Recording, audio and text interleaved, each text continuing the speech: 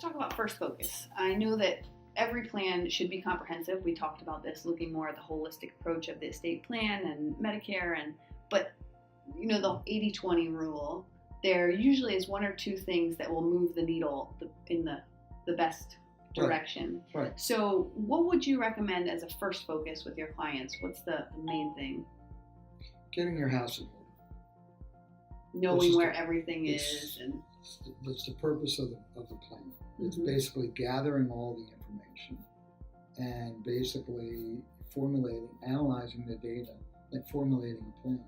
Okay? Right. So a lot of times what happens is,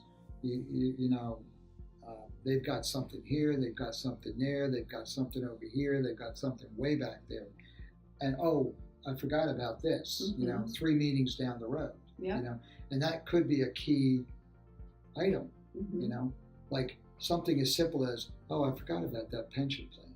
Right.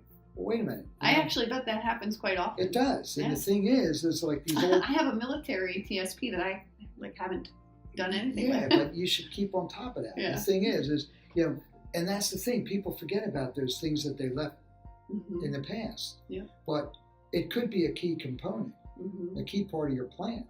Okay, and it's, I think, $300-400 a month. It's kind of like I always say to people at the workshop. Here's I try to use math as the reality. Okay. You retire at 62. Excuse me. You retire at 62. Okay. So essentially, you're going to get 75% of your benefit. Mm-hmm. Okay. And let's just say that equates to $600 a month. Okay. You're giving up.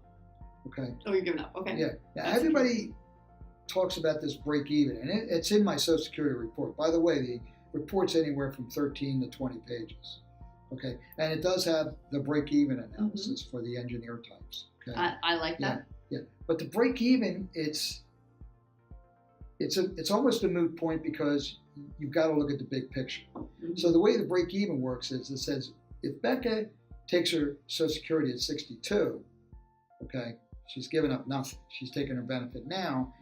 The opportunity cost there is that she's taking her benefit now and getting a much lower check for the rest of her life. Right.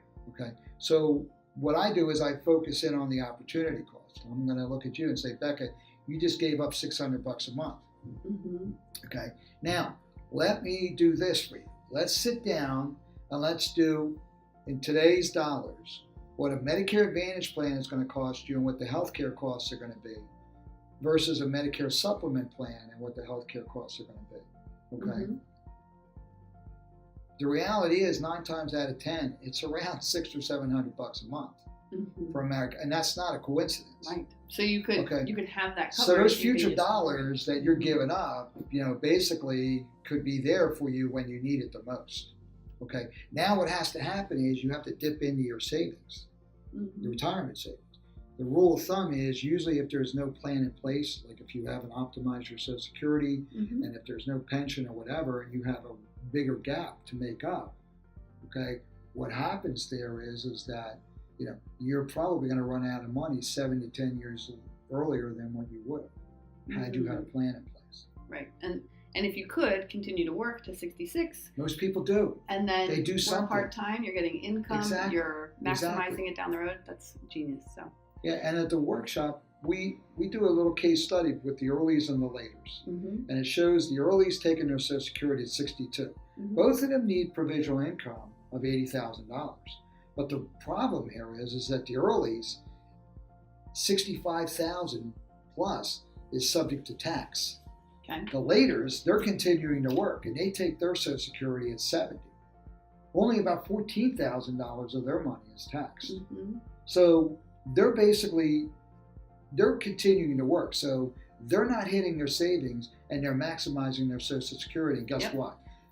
The other king thing here is how much of your money you get to keep versus how much you pay tax, how much you give to the IRS. That's big. That's huge. So the laters, they're paying $20,000 on $80,000 because $65,000 is taxed.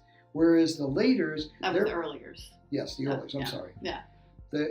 Whereas the laters, they're paying a little over $5,000 in taxes. You said 14,000.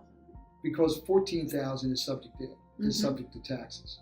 I mean, and I always say, which picture do you want here?